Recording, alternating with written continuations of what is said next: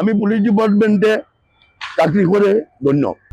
এটা আমার শখ, এটা আমার উপরোক্ত অফিসাররা আমাকে এটার জন্য বাধা দেয়। এই যে দেখেন আমার সামনে দুটো ছেলে আসতেছে, তাদের হেলমেট নাই।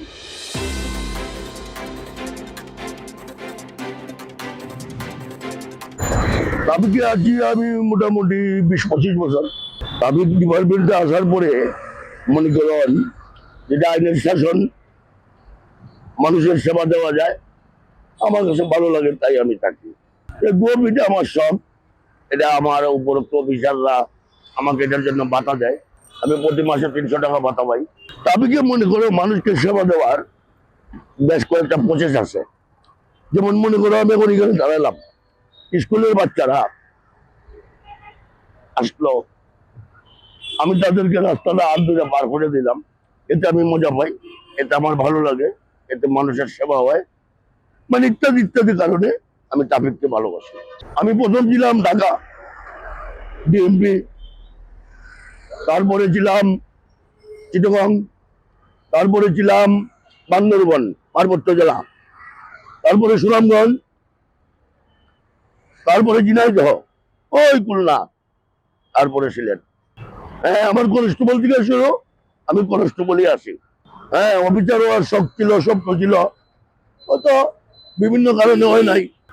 মনে করেন আমাদের তো মানুষকে দেওয়ার মতো কিছু নাই, শুধু আছে সেবা, মানুষের উপকার করা যায়। তা আমার বাকি জীবনটা এই রাষ্ট্রীয় কাজে মানুষের উপকার করে যাব। সবচেয়ে বোঝার অভিজ্ঞতা হলো, আমি একদিন ওই যে আপনার কোর্ট পয়েন্টে ডিউটি করি, ডিউটি করার সময় একটা মোটর সাইকেল আমি সিগন্যাল দিই, সিগন্যাল দিলে পরে সেই গাড়িটা পালাইয়া দৌড়াইয়া ফালায়। তখন আমার সন্দেহ হয় যে গাড়িটা চুরি করে আনছে। পরক্ষণে দুটো লোক আসলো আমার কাছে, আইয়া বললো যে ভাই গাড়িটা আপনি কোথায় পাইলেন, কি বিষয়? বললাম যে এই ঘটনা।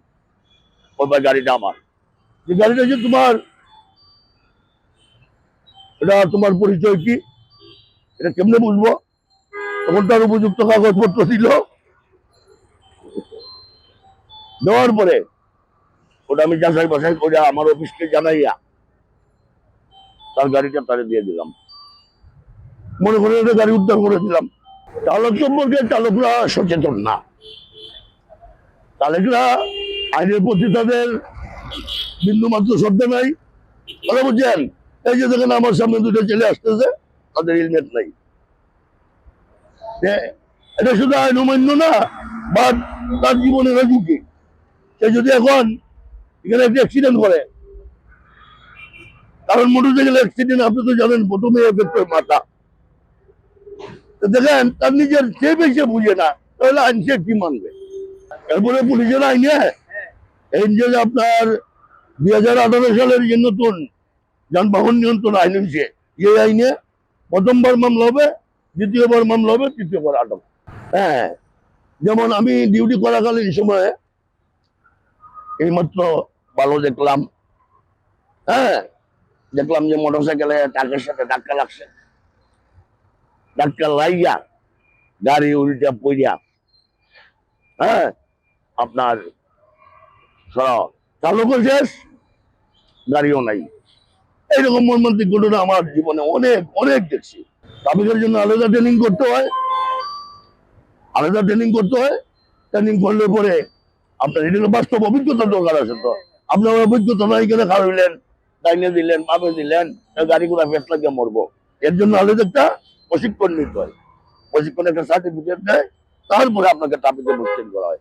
আমি পুলিশ ডিপার্টমেন্টে চাকরি করে ধন্য, কারণ এখানে আইনের শাসন।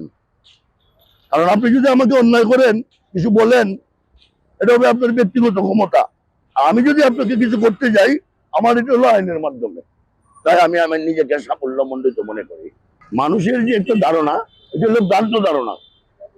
ভ্রান্ত ধারণা মনে করেন একটা ছেলেকে আপনি সিগন্যাল দিলেন, তার গাড়ি আছে, বা তার হেলমেট নাই, লাইসেন্স নাই, কাগজ নাই, কিচ্ছু নাই, তখন সে তো মিথ্যার আশ্রয় নিবেই। মিথ্যার আশ্রয় নিবে না। আপনি যদি তারা এই সময় সুযোগ দেন আপনি ভালো, আর যদি সুযোগ না দেন আপনি খারাপ।